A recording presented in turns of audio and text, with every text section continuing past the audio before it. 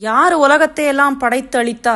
யாரு காட்டு அப்படின்னு ஹிரண்யகசிபு கேட்ட உடனே, உலகு தந்தானும் பல்வேறு உயிர்கள் தந்தானும் உள்ளுற்று உலைவிலா உயிர்கள் தோறும் அங்கங்கே உரைகின்றானும் மலரினில் வெறியும் எள்ளில் எண்ணெயும் மற்றும் கேளாய் அழகியில் பல்பொருளும் பற்றி முற்றிய அரிகாணத்தா. அப்பா, யார் தெரியுமா உலகத்தை எல்லாம் தந்தா? இந்த சுவாமி எல்லா உயிர்கள்ட்டையும் எல்லா இடத்திலையும் நீக்கமர நிறைந்திருக்கோ, பூல மணமாவும் எள்ளுல எண்ணெயாவும் இருக்கார் அந்த சுவாமி. இந்த சுவாமி யாருன்னு கேட்டா ஹரி. அளவிட முடியாத எண்ணற்ற உலக அனைத்தையும் தனக்குள்ளே அடக்கி வச்சுட்டு இருக்கார் அவர். அப்பா, உன் மேல இருக்க பிரியத்தினால நான் சொல்றேன், திருப்பி திருப்பி சொல்றேன், உனக்கு புரிய மாட்டேங்கிறது. உனக்கு பின்னாடி பிறந்த தம்பியான ஹிரண்யாக்ஷன், பொற்கண்ணன் அப்படிங்கிறார் கம்பர், அவனை வதம் பண்ண புண்டரீகாக்ஷன் எங்க சுவாமி. நீ நம்ப மாட்டேங்கிற, அவர் மேல பக்தியோட இருக்க மாட்டேங்கிற. உன் கண்ணில் ஈஸியா தெரிஞ்சிடுவாரா? என் கண்ணில் எங்கேயுமே அவர் மட்டும்தான்ப்பா தெரியறாருங்கிறான். என் கணால் நோக்கி காண்டற்கு எங்கனும் உளன் கான். அபிராமி பட்டர் சொன்னாரே, பார்க்கும் திசைதொரும் பாஷாங்குஷமும் பனிச்சிறை வண்டு ஆர்க்கும் புதுமலர் ஐந்தும் கரும்பும் என் அல்லல் எல்லாம் தீர்க்கும் திரிபுரையாள் திருமேனியும் சிற்றிடையும் வார்க்குங்கும முலையும் முலைமேல் முத்துமாலையுமேன்னு. அப்படி பக்தர்களுக்கு எல்லா இடத்துலயும் தெரிவார் போல இருக்கு சுவாமி. காக்கையோட சிறகுல கூட தெரியலையா பாரதியாருக்கு? பிரகலாதன் சொல்றான், அவனுக்கு குணங்கள் 3: சத்வம், ரஜஸ், தமஸ். 3 உருவம், சிவன், விஷ்ணு, பிரம்மா. 3 கண்ணு. 3 கண்ணு சிவனுக்கு தானே உண்டு. நரசிம்ம சுவாமிக்கும் 3 கண்ணு உண்டு. 3 உலகம், தோற்றம், இடை, இறுதி ஆகிய 3 நிலைகள், 3 காலங்கள், இப்படி எல்லாம் ஆகி லோக சாட்சியா நிக்கிற சுவாமி. இதுதான் வேதத்தோட முடிவு, இது சத்தியம் அப்படிங்கிறான். படைத்தல், காத்தல், அழித்தல் எல்லாமே செஞ்சு 3 சுவாமியா இருக்கிறதும் அவரேதான் அப்படின்னு நம்மாழ்வார் சொன்னாரே திருவாய்மொழியில. சுரர் அறிவு அருநிலை விண்முதல் முழுவதும் வரன் முதலாய அவை முழுதுண்ட பரபரன் புறமொன்று 3 அமரர்க்கும் அறிவியந்து அரண் அயன் என உலக அழித்து அமைத்துள்ளனே. அவனேதான் எல்லாத்தையும் படைச்சும் காற்றும் அழித்தும் செய்யறான். அந்த பரம்பொருளேதான் நெற்றிக்கண்ணால திரிபுரங்களை எரித்த சிவன். அவரேதான் பிரம்மா. எல்லாமாவும் இருக்கிற சுவாமி ஒண்ணுதான். அததான் இங்க பிரகலாதனும் சொல்றான். இப்படி அவன் சொன்ன உடனே ஹிரண்யகசிபு பெருசா பல்லெல்லாம் கட்டி சிரிக்கிறான். இப்படி இருக்கிற வெவ்வேறுபட்ட பொருட்கள் எல்லாத்துலயும் அவன்தான் இருக்கான்னா, தோ இந்த தூண்ல இருக்கானா சொல்லு அப்படின்னு கேக்குறான். ஒன்றல் இல் பொருள்கள் எல்லாம் ஒருவன் புக்கு உறைவன் என்றாய் நன்று அது கண்டு பின்னர் நல்லவா புரிதும் தூணில் நின்றுளன் என்னின் கள்வன் நிரப்புதி நிலைமை என்றான். அந்த கள்ளன் இந்த தூண்ல இருக்கானாடா, சொல்லு சீக்கிரம் அப்படிங்கிறான். இப்ப குழந்தை தூணிலும் இருப்பான் துரும்பிலும் இருப்பான்னு சொல்றான். சாணினும் உளன் ஓர் தன்மை அணுவினை சத கூறு இட்ட கோணினும் உளன் மாமேறு குன்றினும் உளன் இந்நின்ற தூணினும் உளன் நீ சொன்ன சொல்லினும் உளன் இத்தன்மை காணுதி விரைவின் என்றான். நன்று என கனகன் சொன்னான். என்னுடைய சுவாமி ஒரு ஜான் அளவே இருக்கக்கூடிய சின்ன பொருட்கள்ல கூட இருக்கார். அதை விட சின்னதா அணுவை எடுத்து 100 கூறு போட்டு அதுல இருக்கிற ஒரு சின்ன போர்ஷன்ல கூட சுவாமி இருக்கார். மகா பெரிய மலையான மேருமலையிலும் இருக்கார். தோ இங்க நிக்கிற தூண்ல இருக்கார். நீ சொன்ன சொல்லுக்குள்ள இருக்கார். நான் சொல்றது சத்தியம்னு நீ சீக்கிரமே தெரிஞ்சுப்ப அப்படின்னு அவன் சொல்றான்.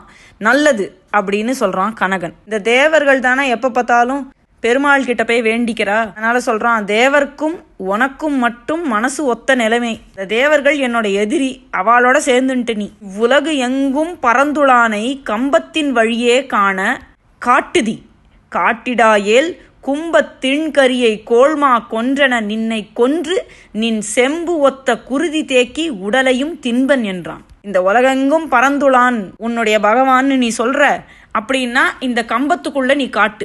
கம்பர் கம்பம்ங்கிற வார்த்தையை யோசிச்சுதான் போட்டிருக்கார். அப்படி நீ காட்ட மாட்டாயினா ஒரு யானைய சிங்கம் கிழிச்சு சாப்பிட்ற மாதிரி உன்னை கொன்னு உன்னோட ரத்தத்தை குடிச்சு உன் உடம்பையும் திம்பேனா. அந்த முட்டாளான ஹிரண்யகசிபு இன்னமும் பயமுறுத்த பாக்குறான்.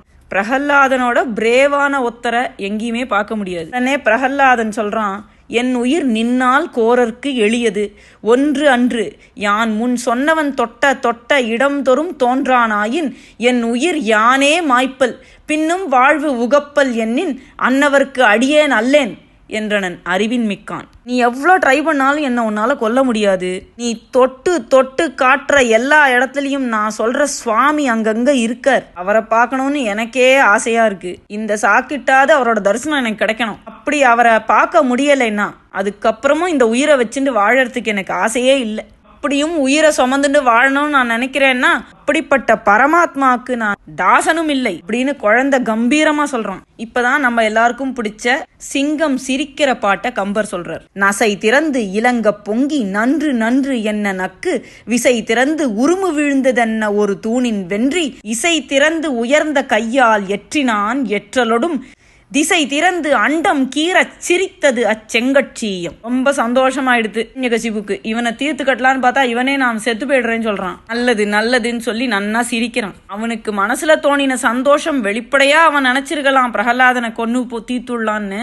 ஒருவேளை சுவாமிய பாக்குற ஆவல்னால கூட அது வந்திருக்கலாம். அவனும் ஒரு காலத்துல பரம பாகவதனான ஒரு துவாரபாலகனாதானே அவன் இருந்திருக்கான். இப்படியே பயங்கரமா சிரிச்சுண்டு பயங்கர போர்ஸோட ஒரு பெரிய இடி விழுந்த மாதிரி உலகெல்லாம் போற்றக்கூடிய அவனுடைய புகழ்பெற்ற கையால அந்த தூணை ஒரு அடி அடிச்சான். அப்படி அவன் அரைஞ்ச உடனே திசைகள்லாம் பிளந்து இந்த பூமி பொளந்து போற மாதிரி புண்டரீகாட்சனான நரசிம்ம சுவாமி உள்ளேந்து ஒரு பெரிய சிரிப்பு சிரிச்சார். பிறந்ததுலேந்து பக்தியோட இருக்கான் பிரகலாதன். அவன் ஒருத்தனை தவிர இந்த உலகம் எல்லாம் ஹிரண்யாயனமன் சொல்லிட்டு இருக்கு. அவனை எல்லாரும் கொடுமைப்படுத்தியும் அவன் துளி கூட அவனோட மார்க்கத்திலேருந்து அசையல. எப்பேற்பட்ட பக்தன் இப்ப தன்னுடைய சுவாமி உள்ளேந்து ஒரு குரல் கொடுத்தார், ஒரு சிரிப்பு சிரிச்சார்னா அவனோட மனநிலை எப்படி இருக்கும்? நாடி நான் தருவன் என்ற நல் அறிவாளன் நாளும் தேடி நான்முகனும் காணா சேயவன் சிரித்தலொடும் ஆடினான் அழுதான் பாடி அரற்றினான் சிரத்தில் செங்கை சூடினான் தொழுதான் ஓடி உலகெல்லாம் துகைத்தான் துள்ளி. அப்பா கிட்ட எங்க சுவாமியை நான் உனக்கு காட்டி தரேன்னு சொன்னான். சுவாமி வருவாரா மாட்டாரா இன்னும் தெரியாது. அப்படிப்பட்டவனுக்கு முன்னாடி ஒரு நாள் பிரம்மா கூட தேடிட்டு கண்ணால பார்க்க முடியாத அந்த சுவாமி சிரிச்ச குரல் கேட்டுதுன்னா எப்படி இருக்கும் அவனுக்கு? ஆடுறான் அழறான் பாடி அரட்டுறான் சுவாமியோட பேரை. தலைக்கு மேல 2 கையும் சேர்த்து தொழுது எல்லா இடத்துக்கும் ஓடுறான். துள்ளி சந்தோஷத்துல குதிக்கிறான். அவன் அப்படி பண்ணிட்டு இருக்கும்போது ஹிரண்யகசிபு இருக்கானே இவ்வளோ நாள் தேடினா எங்க சுவாமி இருக்காருன்னு இப்ப தூணுக்குள்ளேந்து சிரிக்கிற சத்தம் கேட்டுடுது. தூணை பார்த்து கத்துறான், டா போட்டு திட்டுறான் சுவாமிய. ஆரடா சிரித்தாய் சொன்ன அரிகொலோ அஞ்சி புக்க நீரடா போதாது என்று நெடுந்தறி நேடினாயோ போரடா பொருதியாயின் புறப்படு புறப்படு என்றான். பேரடா நின்ற தாளொடு உலகெல்லாம் பெயரப்பேர்வான். யாரா உள்ளேந்து சிரிக்கிறது? அவன் சொன்னானே அந்த ஹரியா, நீ ஒளிஞ்சின்னு இருந்தியே அந்த பார்க்கடல், அங்க இடம் போராதுன்னு இந்த தூணுக்குள்ள வந்து ஒளிஞ்சின்னு இருக்கியா? வா என் கூட சண்டைக்கு, புறப்படு புறப்படுன்னு விரட்டுறான் சுவாமிய. உயிரை விடுறதுக்கு அவ்வளோ அவசரம். இப்ப கம்பர் தூண் பொளந்ததுன்னு சொல்லணும். நம்மளா இருந்தா அவ்வளவுதான் சொல்லுவோம். கம்பர் சொல்றதுல நம்ம கண்ணு முன்னாடி அந்த தூண் பொளக்கிறது. பிளந்தது தூணும் ஆங்கே பிறந்தது சீயம் பின்னை வளர்ந்தது திசைகள் 8 பகிரண்டம் முதல மற்றும் அளந்தது அப்புறத்து செய்கை யார் அறிந்து அரேகிற்பார் கிளர்ந்தது ககன முட்டை கிழிந்தது மேலும் கீழும். இந்த தூண் பொளக்கும் போதே சுவாமி பெருசா உருவம் எடுத்துட்டு வளர்ந்தார். எல்லாம் ஒரே சமயத்துல நடக்கிறது. தூண் பிளந்து அதுக்குள்ளேந்து சிங்கம் பிறந்து பிறக்கும் போதே மேல வளர்ந்து 8 திசைகளையும் பகிரண்டம் எல்லாத்தையும் அளந்து அதுக்கு அப்பாலும் வளர்ந்தது. அதை யாரு தெரிஞ்சுன்னு வந்து சொல்றதுக்கு ஆள் இருக்கா அப்படிங்கிறார். இது மேல மேல ஓங்கி வளர்ந்ததுனால இந்த பூமி ஆகிய முட்டை மேலையும் கீழையும் கிழிஞ்சுடுதான். வாசனை மிகுந்த அழகான துளவ மாலை அணிஞ்ச சுவாமி நரசிங்க பெருமாள் அப்படியே வானத்தை தாண்டி வளர்ந்துண்டு போனது இவ்வளவு அப்படின்னு நம்மளால தெரிஞ்சு சொல்ல முடியாது. அவருடைய அழகான சேவடி நிலத்துல தீண்ட அப்படி சுவாமி நின்னாராம். அவ்வளோ பெருசா இருந்தாராம். சத்தியலோகத்தையும் தாண்டி போயிட்டார். அதனால அப்பதான் அந்த சத்தியலோகத்துல இருக்காரே பிரம்மா, அப்ப சுவாமியோட நாபிக் கமலத்திலேருந்து வந்திருந்தா நேரா அந்த சத்தியலோகத்துல போய் இறங்கியிருக்கலாம். இப்பதான் பிரம்மா தோன்றி அங்க இறங்கினா மாதிரி இருந்தாராம். எத்துணை போதும் கை என்று இயம்பினால் எண்ணற்கு ஏற்ற வித்தகர் உளரே அந்த தானவர் விரிந்த சேனை 10 100 அமைந்த கோடி வெள்ளத்தால் பகுதி செய்த அத்தனை கடலும் மாள தனித்தனி அள்ளிக்கொண்ட. அவருக்கு எத்தனை கைன்னு நம்ம எப்படி சொல்ல முடியும்? அதை எண்ணி சொல்றதுக்கு யாராவது வித்தகர்கள் இருக்காளா? கடல் மாறி திரண்ட அசுரர் சேனைகள் ஒவ்வொன்னுத்தையும் கையால அள்ளி எடுக்கக்கூடிய கைகள். 1000 கோடி வெள்ளத்து அயில் எயிற்று அவுணர்க்கு அங்கு அங்கு ஏயின ஒருவர்க்கு ஓர் திருமுகம் இரட்டி பொன்தோள் தீயென கனலும் செங்கண் சிரம் தொறும் மூன்றும் தெய்வ வாயினில் கடல்கள் ஏழும் மலைகளும் மற்றும் முற்றும். மோசமான அரக்கர்கள் ஒவ்வொருத்தரையும் எதிர்க்கிறதுக்கு ஒவ்வொரு தனித்தனி திருமுகம் அவருக்கு. நெருப்பு எழ நோக்கும் 3 கண்கள் ஒவ்வொரு தலையிலையும். ஒவ்வொரு தலை இவ்வளோ இருந்ததுன்னா 2 மடங்கு பொன் தோள்கள். அந்த சுவாமியான நரசிங்கத்தோட திருவாயில 7 கடல்கள் 7 மலைகளும் எல்லாமும் கொள்ளும். அந்த நரசிம்மமூர்த்தியோடைய பிடரி மயிர் எல்லாம் இந்த அண்ட சராச்சரத்தையும் முழுசா தின்னுடும். ஊழி தீயையும் அணைச்சுடும். அவருடைய மூச்சு அந்த ஊழிக்கால காற்றையும் வெல்லும். இது எல்லாமே பிளவுபட்ட வாயை உடைய அந்த நரசிங்கத்தோட உடம்புக்குள்ளதான் இருக்கு. அவரை விட்டு வெளியிலன்னு ஒண்ணு இருந்தாதானே அதை அவர் போய் ஜெயிக்கிறதுக்கு. ஊழிக்காலத்துல சுவாமியோட வயிற்றுக்குள்ளேந்து வெளிப்பட்டு இன்னைக்கு வரைக்கும் வளர்ந்துன்னு வர எல்லா உயிர்களும் எல்லா அண்டங்களும் அம்மாவை பார்த்த குஞ்சு மாறி சுவாமியோட வாய்க்குள்ள புகுந்துண்டு சௌக்கியமா இருக்க ஆரம்பிச்சுது. நன்மையின் தொடர்ந்தார்க்கு உண்டோ கேடு. சாமி இப்படி ஒரு டெரிபிள் ஃபார்ம் எடுத்துன்னு வந்திருக்காரு, எல்லாருக்கும் அழிவு வந்துடுமா அப்படின்னா அப்படி கிடையாதுங்கிறார் கம்பர். நல்லவாளுக்கு எந்த கெடுதலும் கிடையாது. அந்த நரசிங்கம் தான் எல்லாருக்கும் தாய். மோசமான கெடுதல் செய்யற அரக்கர்களை இல்லாம வேற யாரையும் அவர் அழிக்க மாட்டார். தீய அவுணர் அல்லாரை அந்நாள் தன் வயிற்றகத்து வைத்து தந்தது அச்சீயம்.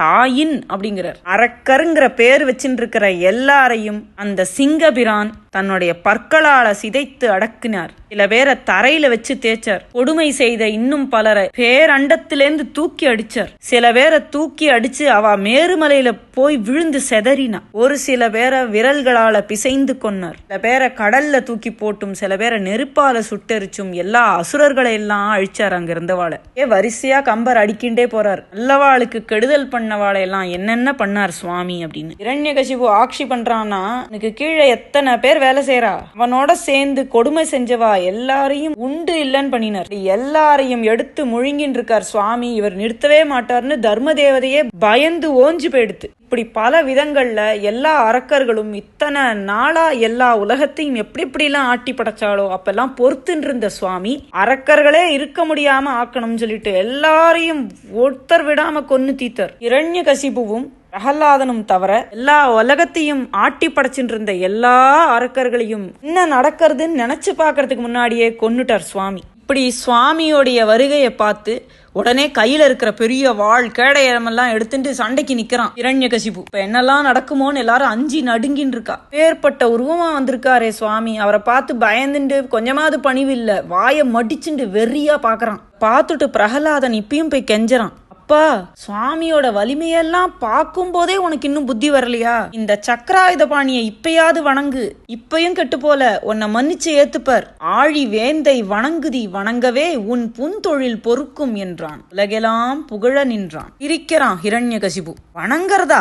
பாத்துண்டேரு, உங்க சுவாமியோட கை காலையெல்லாம் வெட்டி வர கொன்னு உன்னையும் கொன்னுட்டு என் வாழ வேணா நான் நமஸ்காரம் பண்றேன். ஐயோ, இதை படிச்சு காட்டுறதுக்கே ஒரு மாதிரி இருக்கு. இப்படியெல்லாம் சொல்லிட்டு அண்டங்கள்லாம் நடுங்கிற மாதிரி சிரிக்கிறான். எல்லாம் சொல்லிட்டு சுவாமி கிட்ட சண்டைக்கு போறான். அவன் சண்டைக்கு போன சமயத்துல அவளோட தோற்றம் எப்படி இருந்ததுன்னு கம்பர் நிறைய விவரிக்கிறார். அவன் எப்படி ஒரு மலை மாதிரி தோற்றத்தோட இருந்தான்னும் சுவாமி எப்படி எல்லா மலைகளையும் சேர்த்து வச்ச தோற்றத்தோட இருந்தார்னும் ரிசையா சொல்றார். இது எல்லாம் ரொம்ப வேகமா நடக்கிறது. சுவாமி தூணை புலந்துட்டு வெளியில வரும்போதே எல்லா அசுரர்களையும் அழிச்சுட்டார். நேரா வந்து ஹிரண்யனுடைய காலை பிடிச்சு சுத்தறார். இப்படி சுவாமி சுத்தும் போது ஹிரண்யகசிபுவோட காதுல இருந்த குண்டலம் எல்லாம் ஒரு திசைக்கு ஒரு பக்கமா போய் விழுந்துதான். இப்படி விழுந்ததுனாலதான் சூரியன் டெய்லி உதிக்கும் போதும் அஸ்தமனம் ஆகும் போதும் இப்படி கலர் கலரா ஜொலிக்கிறதாம். இப்படி ஹிரண்யனை பிடிச்சு சுத்தின பெருமானுடைய தன்மை இந்த மாதிரியானதுன்னு சொல்றதுக்கு யாராலையாவது முடியுமா? அந்த பகவான் அன்ன வேண்டிக்கிற பக்தர்களுக்கு மோட்சகதியை தரக்கூடியவர். அரக்கனான ஹிரண்யகசிபுவோடைய மார்புல தன்னுடைய கூரிய நகங்களை வச்சு அழுத்தின உடனே அவனோட ரத்தம் எல்லா பக்கமும் செதறது. ஒரு சாயங்கால நேரத்துல ஹிரண்யனுடைய அழகான அரண்மனை வாசல்ல தன்னுடைய மணிக்கவான் மேல் அழகான மடிமேல கிடத்தி வைரவாள் உகிரின் வாயின் தன்னுடைய ஒளி பொருந்திய கூர்மையான நகத்தின் முனையாலே ஹிரண்யன் உடம்புலேந்து ரத்தம் பீரிட்டு அடிக்கவும் மார்பு பிளந்து போகிற மாதிரி மாயனான இறைவனான நரசிங்கம் தேவர்களுடைய துன்பத்தை தீத்து எல்லா உலகத்துக்கும் க்ஷேமத்தை கொடுத்தார். வாங்கின வரம் ஒண்ணு கூட மாறுபாடு ஆகாம தன்னுடைய அழகான கூர்மையான நகங்களால அவனை வதம் பண்ணினர். விஷ்ணு சஹஸ்ரநாமத்துல இருக்கிற 1000வது நாமம் நரசிம்ம சுவாமியை தான் குறிக்கிறதுன்னு ஆதிசங்கராச்சாரியா தன்னுடைய பாஷ்யத்துல எழுதியிருக்கா. சங்கபிருநந்தகி சக்ரி ஷார்ங்கதன் வா கதாதரஹா ரதாங்கபாணி ரக்ஷோபிய சர்வ பிரஹரணாயுதா. இந்த இறைவன் சங்கத்தை வச்சுருக்கிறவர், சக்கரத்தை வச்சுருக்கிறவர்னு வரிசையா சொல்லிண்டே வந்து நந்தகிங்கிற வாழ் வச்சுருக்கிறவர், ஷார்ங்கம்ங்கிற வில்ல வச்சுருக்கிறவர், இப்படி சுவாமியோட எல்லா ஆயுதங்களையும் சொல்லி 1000வது நாமாவா சர்வ பிரஹரணாயுதகான்னு சொல்லியிருக்கா. எல்லாத்தையுமே ஆயுதமாக்கிக்க கூடியவர், எல்லாமே அவருடைய ஆயுதம் தான், இல்லைன்னா எது வேணா அவருடைய ஆயுதமாகும்னு சொல்லலாம். இந்த ஆயுதத்தாலையும் எனக்கு வரப்படாது அப்படின்லாம் சொல்லி கடைசியில நகத்தால கிழிபட்டு செத்து போனான் ஹிரண்யகசிபு. அப்படியாக தன்னுடைய அறிவு சாமர்த்தியத்தினால நம்ம சாஸ்வதமா வாழப்போறோம்னு நினைச்சுண்டு எல்லா அநியாயங்களும் பண்ணிட்டு இருந்த ஹிரண்யகசிபு நரசிம்மமூர்த்தியால மாண்டு போனான். இத்தனை நாளைக்கு அவனுக்கு பயந்துண்டு ஓடி ஒளிஞ்சுட்டு இருந்த எல்லா தேவர்களும் வந்துட்டா, பரமேஸ்வரனும் பிரம்மாவும் எல்லா முனிவர்களும் வந்துட்டா. வந்து இந்த பரம காருண்யமூர்த்தியான நரசிங்கத்தை எப்படி பார்ப்போம், எப்படி இவரோட அழகு முழுசையும் பார்த்து முடிப்போன்னு அதிசயப்பட்டா. எக்கனால் காண்டும் எந்தை உருவம் என்று இறங்கி நின்றார். எங்க அப்பா இவர், எங்க அப்பாவோட உருவத்தை எப்படி முழுசா பார்ப்போன்னு கவலைப்பட்டாலாம். அப்படி வந்து பார்த்தவா பார்த்தபடி நின்னுண்டு அவருடைய அழகான முகமும் திவ்யமான சரீரமும் மிகப்பெரிய கைகளும் இங்கேயும் எல்லாமும் தானே ஆகி நின்ற, வாக்கினால சொல்ல முடியாத, மனசினால மற்றும் அறிவினால நினைக்க முடியாத, எதாலையுமே அளக்க முடியாத அந்த அழகான திவ்யமங்கல ஸ்வரூபத்தை பார்த்து அவருடைய கோபத்தையும் பார்த்து பயந்து போய் நின்னான். எல்லா இடத்துலயும் நரசிங்க பெருமானே விஸ்வரூபமா நின்னு காட்சி தந்தார் அவளுக்கு. அந்த எல்லையில்லாத பேருருவத்தை பார்த்து பிரம்மா புகழ்ந்து ஸ்லோகம் சொல்லி ஸ்துதிக்க ஆரம்பிச்சார். இறைவன் தன்னைத்தானே படைச்சுண்டார்னு சமய நூல்கள்லாம் சொல்றது. இந்த விஷயத்த உன்னை நீயே நரசிங்கமா படைச்சுண்ட உடனே தான் அது எங்களுக்கு தெரிஞ்சுது. உன்னை நீயே படைச்சுண்டு என்ன பிரம்மாவா படைச்சு இந்த உயிர்களையெல்லாம் நான் படைக்க பண்ணினதை உன்னோட பெருமையை நான் எங்க போய் சொல்லுவேன்? இந்த எல்லா 10,000 கோடி அண்டங்களும் கடல்ல தோன்றி மறையிற நீர்க்குமிழிகள் மாதிரி. நீதான் அந்த கடல். நீ படைச்ச எல்லா வஸ்துக்களும் நீர்க்குமிழிகள் மாதிரி உன்கிட்ட தோன்றி உன்கிட்டயே மறைஞ்சு போறோம். இது வரைக்கும் நீ படைச்ச படைப்புல இந்த மாதிரி ஒரு உருவமே கிடையாதே. இப்படி உன்னை நீயே எந்த ஒரு இலக்கணத்துக்கும் அடங்காம படைச்சுட்டு இருக்கியே. உன்னுடைய படைப்பு வன்மைக்கு ஒரு எல்லையே இல்லையா? ஒரே பரம்பொருள் தான். பிரம்மா விஷ்ணு சிவன்கிற வெவ்வேறு பெயர்கள்ல இருக்கு. நீ ஒரே பரம்பொருள் தான். நீ தனியா இருக்க. அப்படி இருக்கும்போது யாரு யாரை படைக்கிறது, யாரை காக்கிறது, யார் யாரை அழிக்கிறது? பேரை ஒரு பொருட்கே பல்வகையால் பேர்த்து எண்ணும் தாரை நிலையை தமியை பிறர் இல்லை. யாரை படைக்கின்றது, யாரை அழிக்கின்றது, ஆரை துடைக்கின்றது ஐயா, எங்களுக்கு தெரியலையேப்பா அப்படின்னு கேக்குறார். உனக்குள்ளேந்து என்ன நீ படைச்ச, உன்னோட திருவருளை கொண்டு எனக்குள்ள எப்பவுமே இருந்துண்டு உயிருள்ள பொருள்களையும் உயிரில்லாத பொருள்களையும் நீ படைக்கிற. எனக்குன்னு ஒரு தனியான காரணம்லாம் கிடையாது. எந்தை பெருமானே, பொன்னுளே தோன்றியது ஒரு பொற்கலனே போல்கின்றேன். பொண்ணை வச்சு ஒரு ஆபரணம் பண்ணினா அந்த ஆபரணம் மாதிரி நான் இருக்கேன். நீ தான் அந்த பொன். இப்படியெல்லாம் பிரம்மா சொல்லி ஸ்துதி பண்ணி பிரம்மாவும் பரமேஸ்வரனும் எல்லா தேவர்களும் எல்லாரும் வந்து சுவாமியை தொழுதா. பாகவதத்திலையும் எல்லாரும் வந்து ஸ்துதி பண்ணுவா. அப்படியும் கோபம் குறையாத சுவாமிய பிரகலாதன்ட்ட போய் நாரதர் சொல்லுவார், நீ ஸ்துதி பண்ணு அப்படின்னு. பிரகலாதன் போய் ஸ்துதி பண்ண உடனே சாந்தமாயிடுவார். அப்படி பிரகலாதன் சொன்ன ஸ்துதியோட முதல் ஸ்லோகத்தை தான் இந்த எல்லா ரெக்கார்டிங்க்கும் முன்னாடி நான் சொல்லியிருந்தேன். அந்த முதல் ஸ்லோகத்துல பிரகலாதன் சொல்லுவான், ரொம்ப ரொம்ப பெரியவாள்லாம் உன்னை ஸ்துதி பண்ணாலேப்பா.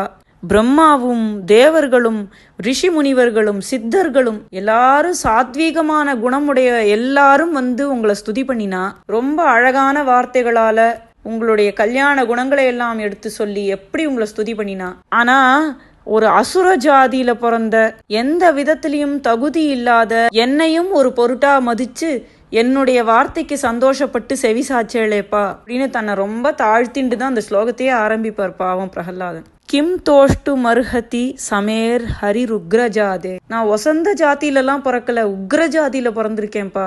சுவாமிக்கு அதெல்லாமா கணக்கு?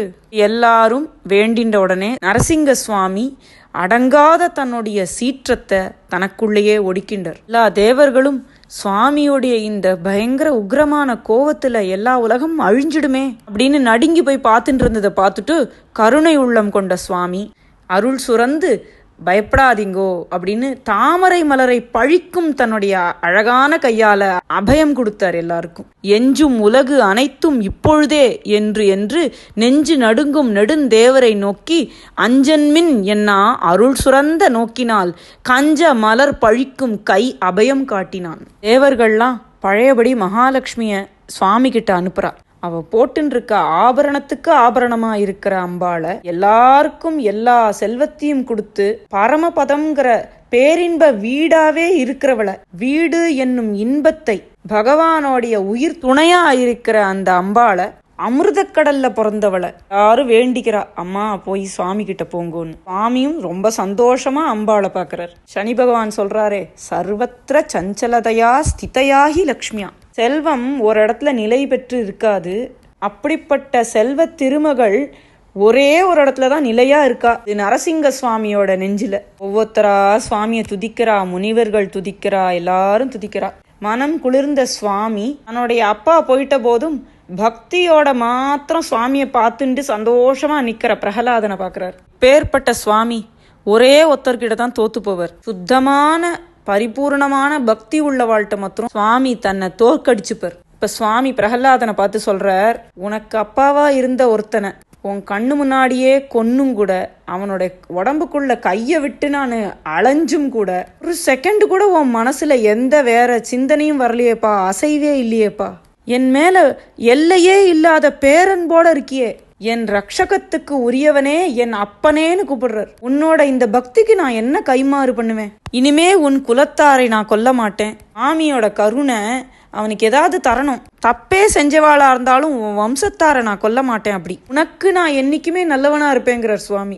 கொல்லேம் உனக்கு எம்மை நல்லேம், உனக்கு நான் உடனடியா செய்யக்கூடியது ஏதாவது இருந்தா சொல்லுப்பா அப்படின்னு சுவாமி சொல்றார். அதுக்கு பிரகலாதன் ரொம்ப அழகா பதில் சொல்றான். நம்மளா இருந்தா சுவாமி இப்படி ஒரு ஓப்பன் இன்விடேஷன் கொடுத்தா என்னெல்லாம் கேட்க மாட்டோம். சரி போட்டோம், சந்நியாசிகள் முனிவர்கள் ரிஷிகள் இவெல்லாம் என்ன கேட்பா, மோட்சத்தை கொடுங்கோ சுவாமி, பிறவா வரம் கொடுங்கோ அப்படின்னாவது உண்மை பக்தர்கள் கேட்பா. பிரகலாதன் சொல்றான், உங்களுக்கு அடியவனாகி நான் பெற்ற பேரோ அதுக்கு ஒரு முடிவே இல்லை, இனிமே நான் அடையறதுக்கு எதுவுமே இல்லை. அப்படி உங்களுக்கு ஏதாவது அனுகிரகம் பண்ணணும்னா, எலும்பில்லாத ஒரு புழுவா பிறந்தேன்னாலும் சரி, உங்களுடைய அனுகிரகத்தை பெற்று உங்களுடைய பக்தனா வாழும் பெரும் பேற்றுன்னு எனக்கு கொடுங்கோ.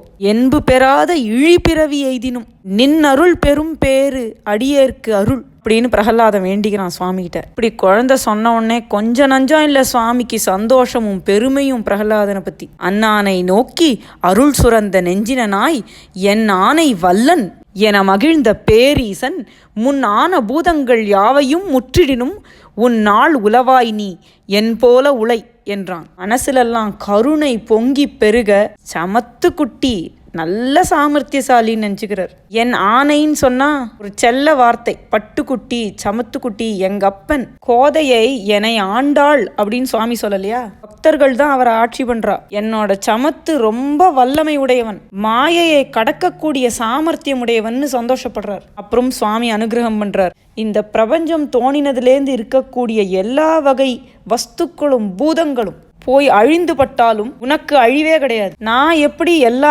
காலத்திலையும் இருக்கேனோ அப்படி நீயும் இருப்ப. என் குழந்தை, என் மேல நீ வச்ச பக்திக்கும் அன்புக்குமே இந்த 3 உலகத்தையும் நான் எழுதி தர வேண்டாமா? மின்னை தொழு வளைத்தது என்ன மிளிர் ஒளியாய் முன்னை தொழும்புக்கே ஆமன்றோ மூ உலகும். எல்லாரும் என்ன தொழுது வணங்கி என்ன அருள் பெறுவாளோ, என்ன பலனை அடைவாளோ, அந்த பலனை உன்ன தொழுது வணங்கினாலும் பெறுவா. என்னை தொழுதேத்தி எய்தும் பயன் எய்தி உன்னை தொழுதேத்தி உய்க உலகெல்லாம். எல்லா வேதத்தோட சாரத்தையும் தானாவே தெரிஞ்சுண்ட என் குழந்தை, யாரெல்லாம் என்னோட அடியவர்களா இருக்காளோ அவ உன்மேலையும் பக்தி கொண்டு உனக்கு தொண்டர்கள் ஆவார்கள். நீயே அரக்கர்குல வேந்தன், அதுக்கு மட்டுமா உனக்கு தகுதி இருக்கு? வானவர்க்கும் நீயே இறை, தேவர்களுக்கு நீதான் தெய்வம். நீ அடைஞ்சிருக்கிற இந்த பெரும் பதவியை வேற யாராலையும் அடைய முடியாது. தர்மமும் சத்தியமும் 4 வேதங்களும் நல்ல அருளும் ஞானமும் எல்லையில்லாம இருக்கக்கூடிய மெய்யுணர்வு முதலிய எந்த பொருளும் அது எல்லாம் உன் சொல் கேட்டு நீ சொல்ற தொழிலை செய்யறதுக்கு உன் பின்னாடி காத்துன்னு இருக்கும். அப்படியே நீ நாளுக்கு நாள் வளர்வ. இப்படி பகவான் அனுகிரகம் பண்ணின உடனே எல்லா உலகங்களும் சுவாமியை தொழுதுது. பிரகல்லாதனுடைய அரண்மனையில் எங்கேயும் மங்கள வாத்தியங்கள் முழங்கித்து. அங்கிருந்த தேவர்களை பார்த்து சுவாமி இவனுக்கு முடிசூட்டுங்கோ அப்படின்னு அனுகிரகம் பண்ணினார். தேமன் உரிமை புரிய திசைமுகத்தோன் ஓமம் இயற்ற உடையான் முடிசூட்ட கோ மன்னவன் ஆகி உலகும் கை கொண்டான் நாம மறை ஓதாது ஓதி நனி உணர்ந்தான். எல்லா வேதங்களையும் ஒரு குரு கிட்ட போய் கத்துக்காமையே தானாவே தெரிஞ்சின்ற ஞானியான பிரகல்லாதன் தேவேந்திரன் ஏற்பாடு பண்ணி பிரம்மா ஹோமம் வளர்க்க நரசிங்க சுவாமியே திருமுடி சூட்ட 3 உலகையும் சக்கரவர்த்தியா இருந்து சந்தோஷமான சுபிக்ஷமான ஆட்சி பண்ணினான். இப்படி விபீஷணர் ராவணனை பார்த்து பிரகல்லாதனோட கதையை சொல்லி முடிக்கிறார். இந்த கருணாமூர்த்தியான நரசிங்க பெருமாளையும் மகாராஜாவான பக்த பிரகல்லாதனையும் மனசார வேண்டிண்டு நமக்கும் பக்தி செல்வத்தை அருளுமாறு வேண்டிக்கலாம். त्वमेव माता च पिता त्वमेव बन्धुश्च सखा त्वमेव विद्या द्रविणं त्वमेव सर्वं मम देव देव.